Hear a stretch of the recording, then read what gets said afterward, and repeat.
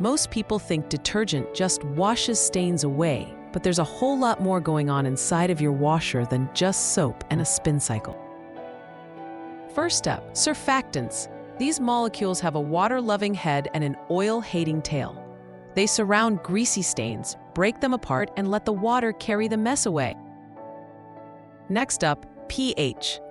Most detergents are slightly alkaline. That helps break down acidic stains like sweat and food. Builders, like washing soda, raise the pH and soften the water, so surfactants can work better. Then come enzymes.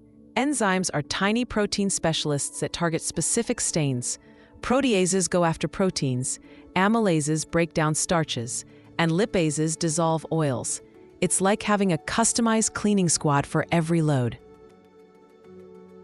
Bleach tackles leftover color, breaking chemical bonds to erase the stain. Fun fact, brighteners don't actually clean. They reflect blue light, making whites look white. So yeah, it is definitely not just soap. It's a whole chemistry team working together. Surfactants, pH adjusters, enzymes, and more. The right mix means cleaner laundry, fewer rewashes, and even lower energy use.